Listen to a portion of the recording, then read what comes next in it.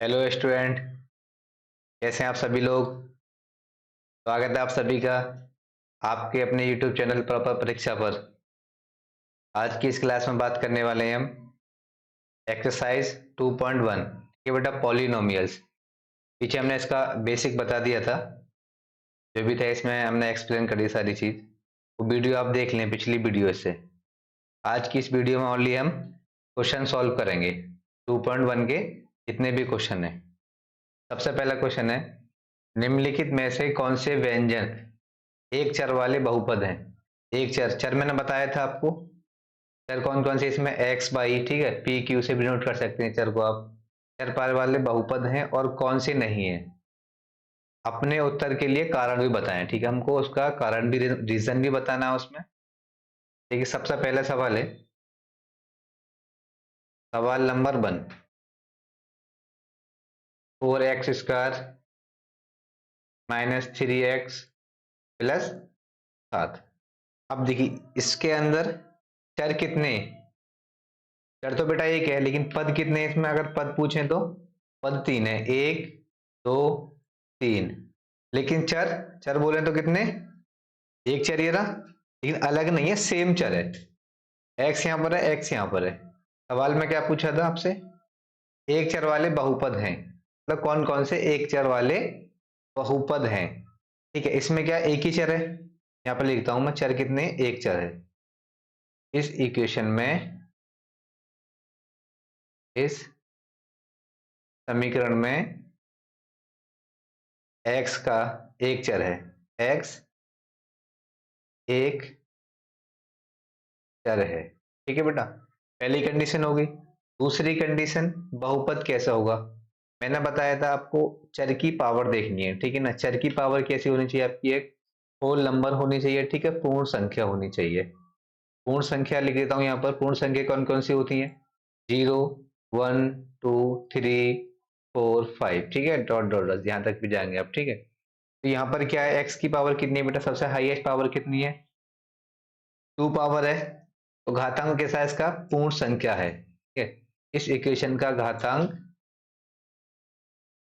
इस समीकरण का घातांक कैसा है बेटा, एक पूर्ण संख्या है, एक पूर्ण संख्या है।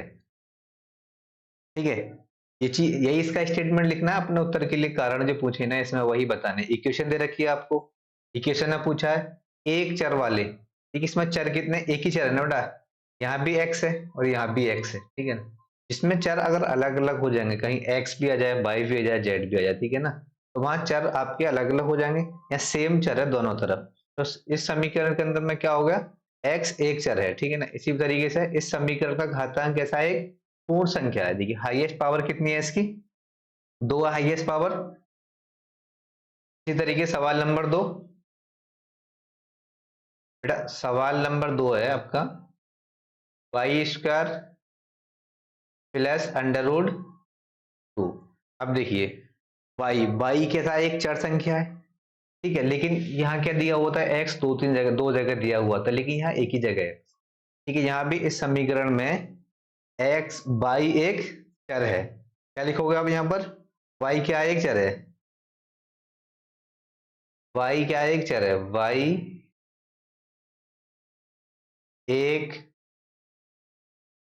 चर बहुपद है, चर बहुपद है। ठीक है, सेकंड क्या लिखोगे, अब इसमें भी देखिए इसके ऊपर y की पावर कितनी है, y की घात कितनी है यहाँ पर, दो।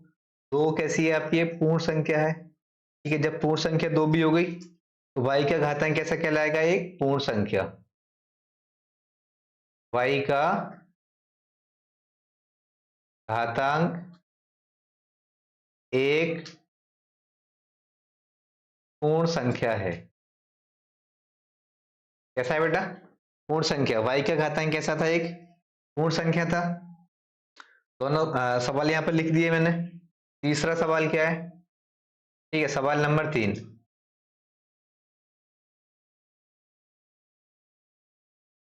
सवाल नंबर है 3t सवाल नंबर 3,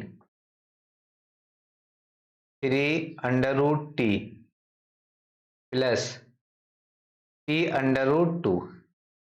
ठीक है बेटा, सवाल हो गया तीसरा 3t प्लस, अब इसको सॉल्व करेंगे यहाँ पर 3। अब t को अगर हम अंडर रूट से बाहर निकालेंगे तो क्या लिखेंगे इसको, 1/2 प्लस t√2। अब देखिएगा यहाँ पर आपका जो पहला पद है ना, ये यहाँ पर पहले पद में t का घातांक कितना है बेटा, पहले पद में,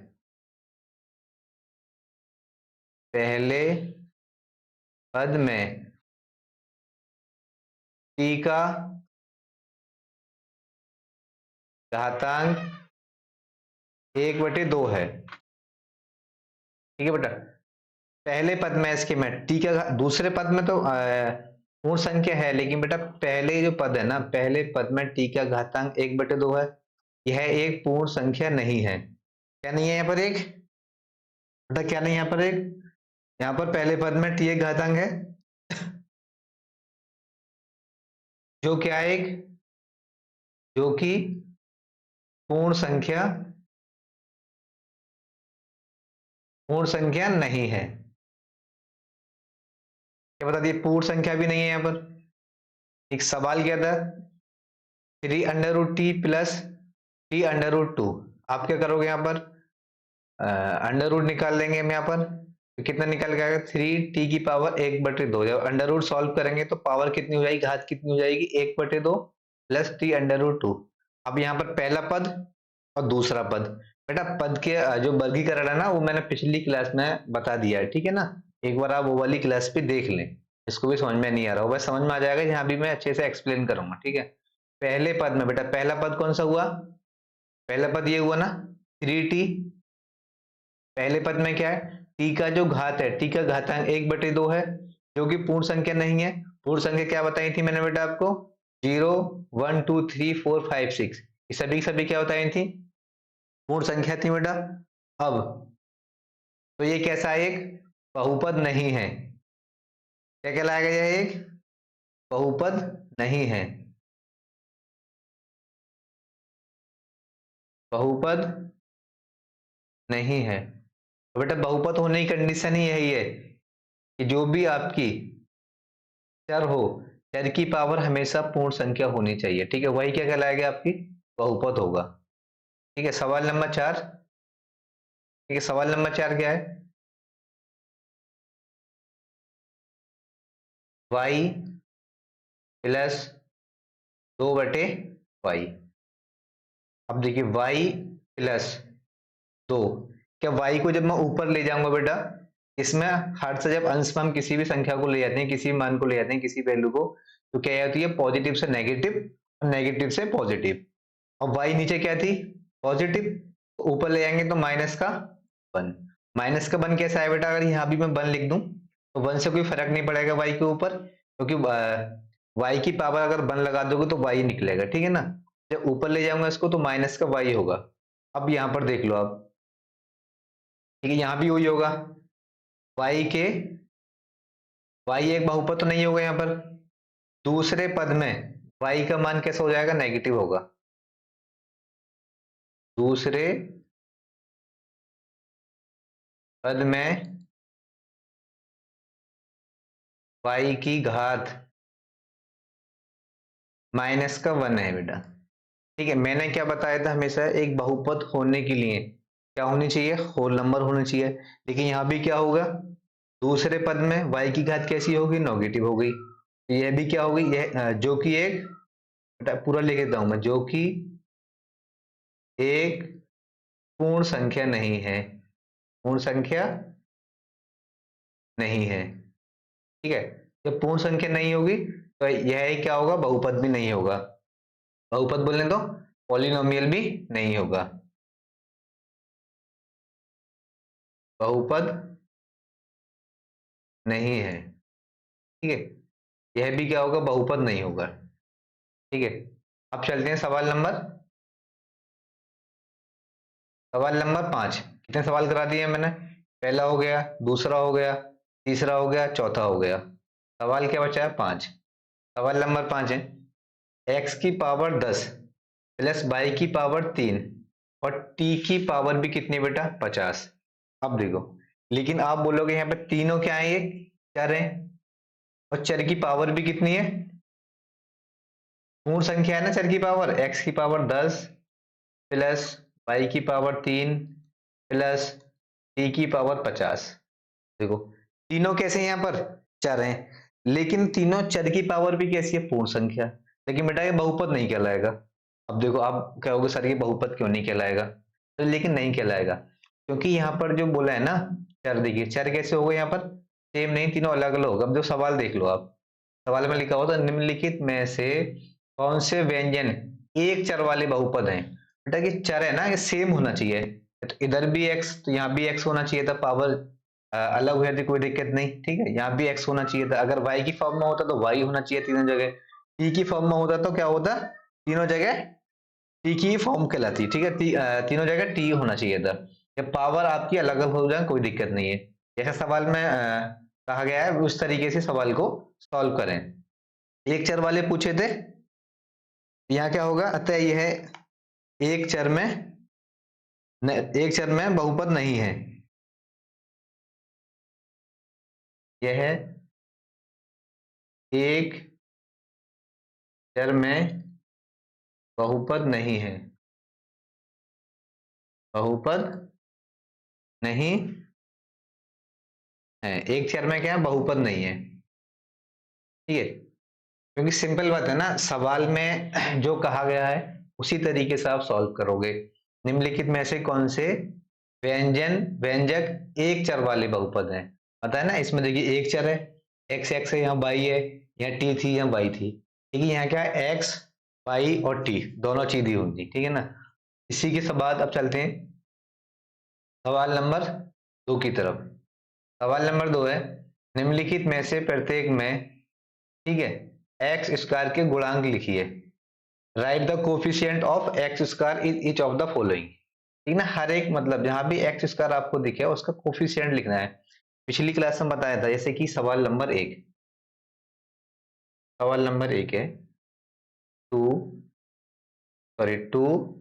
प्लस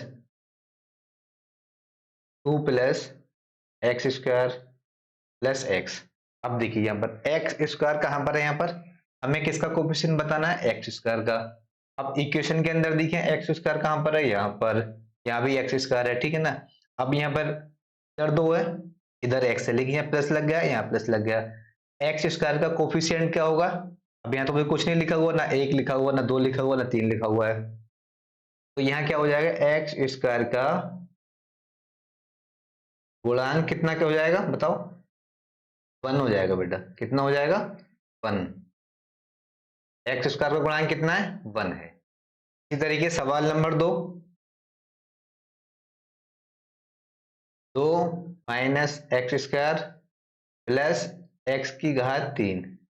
अब देखो यहाँ देख लो, ठीक है। सवाल में क्या दिया हुआ है? एक्स स्क्वायर का गुणांक, ठीक है ना। यहाँ देखिए एक्स भी है, लेकिन यहाँ एक्स की हाईएस्ट पावर कितनी है? 3। लेकिन हमको किससे मतलब है? एक्स स्क्वायर से। यहाँ भी एक्स स्क्वायर से मतलब होगा इस इक्वेशन के अंदर। यहाँ भी क्या लिखोगे आप? एक्स स्क्वायर का गुणांक -1 है। मतलब -1 क्या हो गया? देखो यहाँ साइन कैसा था? माइनस का। अब यहाँ पर साइन कैसा था? प्लस का। अगर एक बार को आप प्लस ना लिखोगे ना तो बेटा चल जाएगा, ठीक है ना। प्लस ना लिखो कोई दिक्कत नहीं, लेकिन यहाँ भी साइन माइनस का हो वहां आपको लिखना ही है। नहीं तो क्या होगा? आपके जब पेपर देने जाओगे ना, अपने आपके नंबर कट जाएंगे वहां पर, ठीक है ना। एग्जामिनर नंबर नहीं देगा। साइन का बेहद ख्याल रखें आप लोग। जैसे सवाल नंबर 3 है। सवाल नंबर 3 है पाई बटे 2 एक्स स्क्वायर प्लस एक्स। अब देखो यहाँ पर हाईएस्ट पावर x की कितनी है बताओ? 2 है ना यहाँ पर। और यहाँ भी क्या पूछा था? x की पावर 2 के गुणांक। गुणांक का मतलब वो हो गया बेटा बिल्कुल एकदम पड़ोसी। पड़ोसी किसका? x का जो भी पड़ोसी है ना वही आपका क्या कहलाएगा? आंसर होगा यहाँ पर। एक्स स्क्वायर का गुणांक कितना हो जाएगा, पाई बटे 2 है। यहाँ कितना था एक्स स्क्वायर का गुणांक, पाई बटे 2। अब सवाल नंबर 4, ठीक है, सवाल नंबर 4 देखते हैं अब। सवाल नंबर 4 है under root 2 minus sorry under root x under root 2x minus का 1। अब देखो यहाँ पर, अब सवाल में पूछा था एक्स स्क्वायर के गुणांक लिखिए। अब यहाँ पर तो कोई एक्स स्क्वायर है नहीं, अंडर रूट 2x माइनस 1 है, ठीक है। यहाँ क्या हो जाएगा, एक्स स्क्वायर का गुणांक क्या कहलाएगा, यहाँ पर गुणांक कहलाएगा 0, ठीक है बेटा। अब जहां पर है ही नहीं तो वहां क्या दे दोगे आप, 0 कहलाएगा, 0 होगा, ठीक है। अगर मैं यहाँ पर लिख दूं, एक ऐड कर देता हूँ, प्लस 0x²। अब बताओ यहाँ कोई फर्क पड़ेगा, अगर मैं 0 से किसी की मल्टीप्लाई कर दूं 0 ही आएगा। उसी तरीके से अगर मैं यहाँ पर एक ऐड कर दूं अपनी तरीके से, अपनी तरफ से एक ऐड कर दें, क्योंकि यहाँ सवाल में कहा गया था एक्स स्क्वायर के गुणांक हमको बताने हैं। इस तरीके से मैंने क्या करा, एक्स स्क्वायर का गुणांक यहाँ पर ऐड कर दिया इसमें, लेकिन 0 से मल्टीप्लाई कर दी। अब देखिए क्या बताया था, पड़ोसी, पड़ोसी किसका, एक्स स्क्वायर का, जहां भी पड़ोसी हो ना वही आंसर होगा। अब यहाँ पर एक्स स्क्वायर का पड़ोसी क्या है, 0 है, एक्स स्क्वायर गुणांक भी क्या होगा, 0, ठीक है।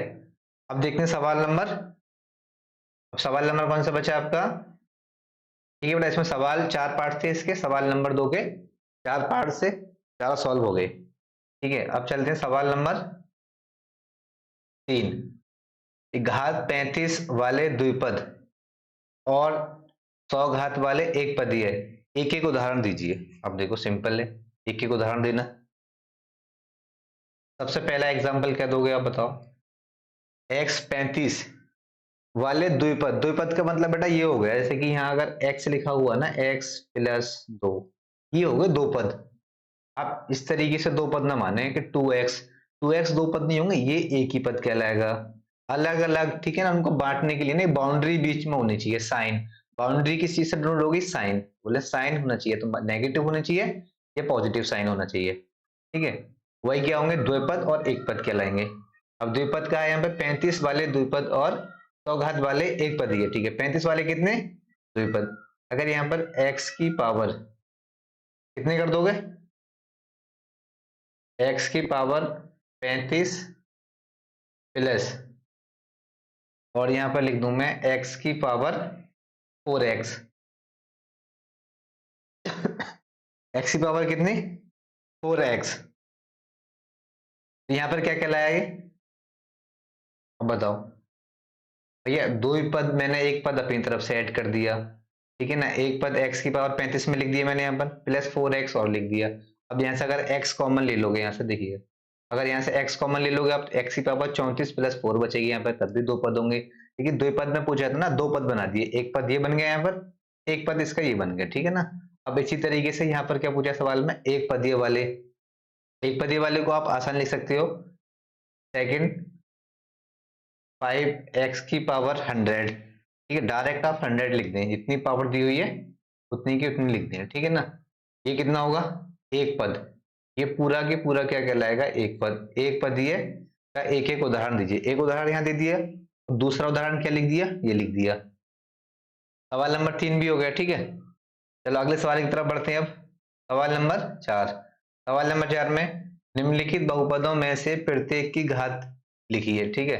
Right the degree of each of the following polynomials, बेटा जितनी भी इक्वेशन है ना, कि सभी की सभी क्या पॉलिनोमियल्स हैं, इसकी क्या लिखनी है, मैं प्रत्येक की घात लिखनी है। घात का मतलब होगा हाईएस्ट पावर लिखनी है। यहां पर देखिए, सबसे पहला सवाल है 5x की घात 3 प्लस 4x² प्लस 7x। अब देखो सबसे ज्यादा हाईएस्ट पावर बताओ कहां पर है इसकी, पहले पद में है ना, इसमें पहले पद में अधिकतम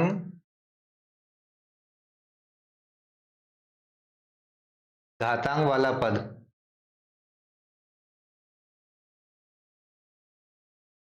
अधिकतम घातांक वाला पद कौन सा होगा? 5x⁻3। x की घात कितनी हो गई? 3। और इसका घातांक क्या होगा? और इसका, सॉरी बेटा, इसका लिखा जाएगा प्लस, बीच में हम भूल ही गए यहाँ पर, ठीक है ना। इसका घातांक 3 है। कितना है? 3 है। बट हाईएस्ट पावर कितनी है यहाँ पर? 3। यहाँ क्या गायब हो गया? घातांक।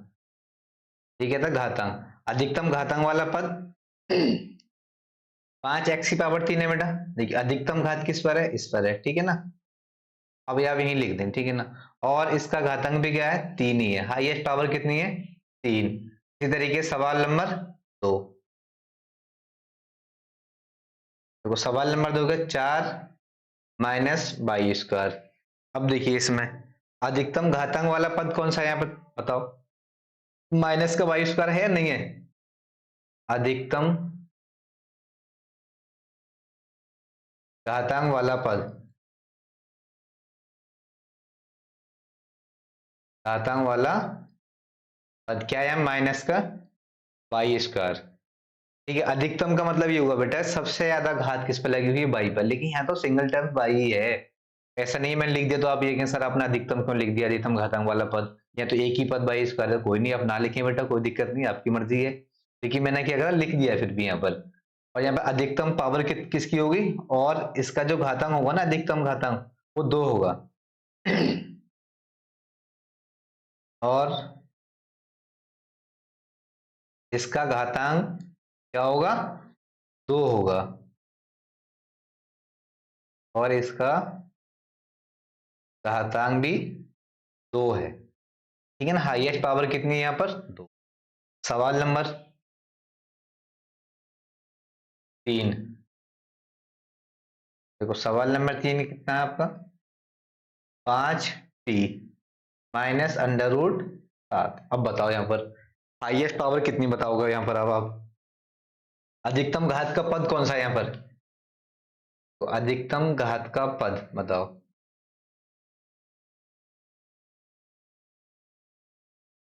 अधिकतम घात का पद। ठीक है, अधिकतम घात का पद क्या है? 5t। कितना है बेटा? 5t। अधिकतम घात बोला हाईएस्ट पावर वाला जो टर्म्स है ना आपका, इंग्लिश में क्या बोलेंगे? हाईएस्ट पावर वाला टर्म्स क्या है? 5t। अब इसमें देख लो, और इसकी जो पावर होगी, अधिकतम पावर क्या होगी? और इसकी अधिकतम पावर, इसकी हाईएस्ट पावर क्या होगी? अधिकतम, अधिकतम घात 1 है। ठीक है, 1 कैसे होगी भैया? टी के ऊपर या मैं 1 लगा दूं तो कोई दिक्कत नहीं है, ठीक है ना। तो इसकी अधिकतम पावर भी इसकी घात क्या कहलाएगी? 1 ही हो जाएगी। और ये क्या कहलाएगा? बहुपद की घात भी 1 हो जाएगी। ठीक, अधिकतम घात बहुपद की 1। सवाल नंबर 4। ठीक बेटा, क्या अब ये सवाल देखने लायक है? यहाँ पे क्या दिया हुआ? सिंगल दिया हुआ, एक कांस्टेंट 3। अब बताओ इसकी पावर कितनी होगी? अभी तो हमने सब निकाल लिए, लेकिन बेटा मेन तो ये है ना, इसकी पावर बताओ कितनी होगी। वो इसको हम किस कंडीशन में लिख सकते हैं? इसको हम 3x⁻0 भी लिख सकते हैं। लिख सकते हैं। ठीक है, कैसे लिख सकते हैं इसको? इतना अब इतना आपको पता होना चाहिए, क्योंकि x⁻0 और कोई भी चर संख्या हो आपकी, ठीक है, कोई भी चर हो, उसकी पावर, ठीक है, 0 हो, उसके मान कितना निकल के आएगा? एक ही। जैसे कि यहाँ कर दूं मैं x y z, पूरे की पावर 0 कर दी मैंने। अब बताओ इसका मान कितना होगा? इसका मान भी 1 होगा। अगर मैं यहाँ बोल दूं a⁻0, इसका मान भी 1 होगा, ठीक है ना। a⁻0, इसका मान भी 1 होगा। कि वहां पर जो आपके जितने भी नंबर है ना चर, उन सभी का मान कितना निकल के आता है? 1 ही निकल के आता है, ठीक है ना। इसी वजह से हम क्या करते हैं, इसकी मल्टीप्लाई करते हैं 3 के साथ में। 3 के साथ में मल्टीप्लाई कर देंगे एक की, और 3 ही निकल के आएगा। अब देखो यहाँ पर x की हाईएस्ट पावर कितनी है बताओ। पद के अंदर एक ही पद है, इस एक पद के अंदर 3x, जब x की पावर 0 से मल्टीप्लाई कर दी मैंने, एक ही पद बन गया। अब इसको हम इस तरीके से भी लिख सकते हैं, x की हाईएस्ट पावर कितनी हो जाएगी यहाँ पर, भैया 0 हो जाएगी ना, और इसकी अधिकतम घात 0 है, और इसकी और इसकी अधिकतम घात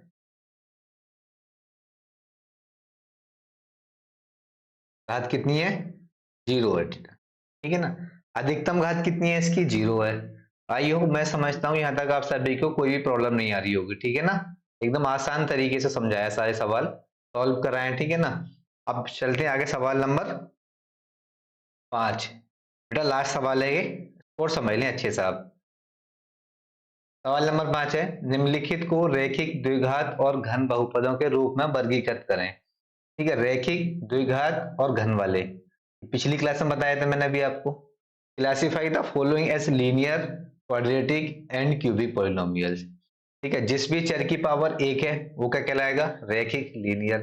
जिसमें पावर 2 है वो क्या कहलाएगा, क्वाड्रेटिक, ठीक है ना, द्विघात। जिसकी पावर 3 है वो क्या कहलाएगा, क्यूबिक पॉलिनोमियल, ठीक है, और घन बहुपदों के रूप में। अब चलो सवाल की तरफ बढ़ते हैं। सबसे पहला सवाल, सवाल number 1, x square plus 1, sorry plus x. अब बताओ ये चर कितने इसमें, एक ही चर है ना एक्स, और इसकी हाईएस्ट पावर कितनी है इसमें, एक्स की पावर कितनी है, 2। तो ये क्या कहलाएगा, क्वाड्रेटिक पॉलिनोमियल। देखिए पहले तो पॉलिनोमियल होना चाहिए, पॉलिनोमियल है जब सवाल दिया हुआ है तो। बस हमको क्या बताना है, यहाँ से पहचान करनी है इसकी, इसमें रैखिक कौन है, द्विघाती कौन है, और घन कौन है, ठीक है, 3 घात वाला। तो ये क्या कहलाएगा, द्विघात, द्विघातीय बहुपद। ये कैसा है, द्विघातीय बहुपद है। सवाल नंबर 2, x माइनस एक्स की पावर 3।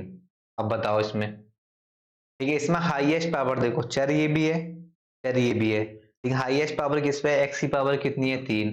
इसकी पावर 3 है, वो क्या कहलाएगा, घन कहलाएगा, ठीक है ना। अतः यह है एक, क्या है बेटा बताओ, यह है एक घन बहुपद है। क्या, एक घन बहुपद है। इंग्लिश में क्या बोलोगे, क्यूबिक पॉलिनोमियल। चलो मैं लिख भी देता हूं यहां पर, क्यूबिक पॉलिनोमियल, ठीक है, इसको क्या बोलोगे, क्वाड्रेटिक पॉलिनोमियल। सवाल नंबर 3, y प्लस वाई की पावर 2 प्लस 4। अब बताओ इसके अंदर भी आप, अब देखो तुम्हें कुछ ना देखना है इसके अंदर, सिर्फ आपको घात देखनी है।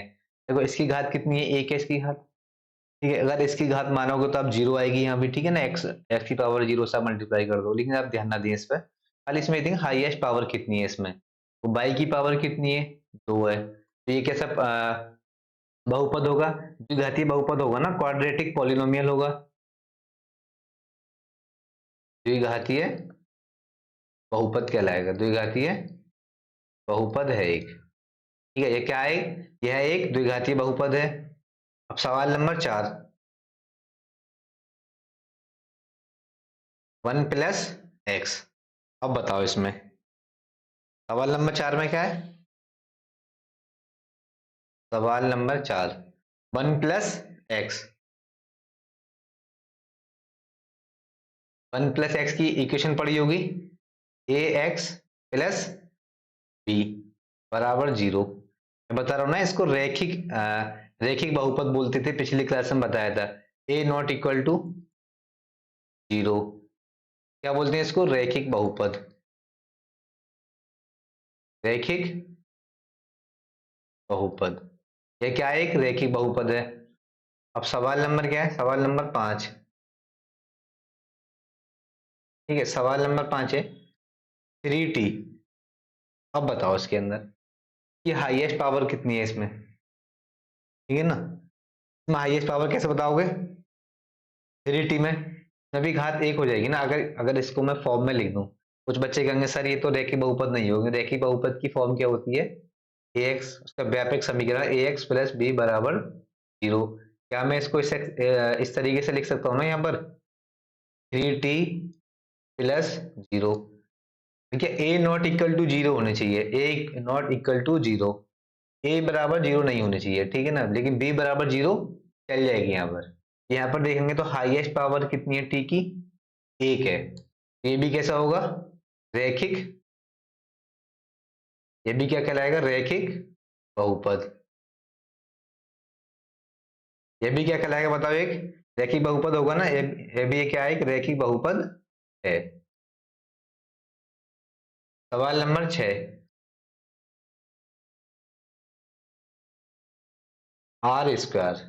अब बताओ, ये सवाल अच्छा है। ये कितना दिया है? ओनली आर की पावर 2। अब हाईएस्ट पावर तो यहाँ पर 2 है, लेकिन ये सवाल में क्या पूछा है? रैखिक है, द्विघातीय है और घन है।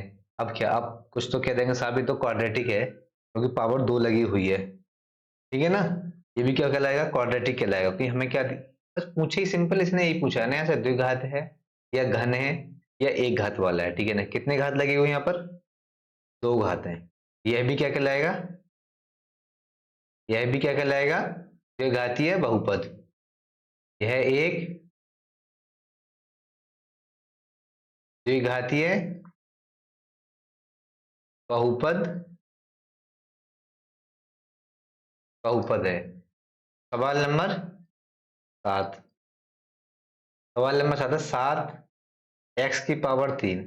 अब बताओ ये कितना भैया? 7 है ना ये। अब 7 एक्स की पावर कितनी है? 3 है पावर यहाँ पर। हमें किससे मतलब है? बहुपद के रूप में वर्गीकृत करें। एक घात है, 2 घात है, 3 घात है। हमें घात से मतलब यहाँ पर पावर कितनी है? 3 घात लगी हुई है। ठीक है, कहलाएगा क्यूबिक पॉलिनोमियल। क्या कहलाएगा? क्यूबिक। यह भी क्या कहलाएगा? यह एक घन बहुपद है। क्या? घन बहुपद है। इंग्लिश में बोलें क्यूबिक पॉलिनोमियल। क्या है? क्यूबिक पॉलिनोमियल है ये। ठीक है बेटा, इसमें कितने पार्ट थे सवाल नंबर 5 में? 5 से 7।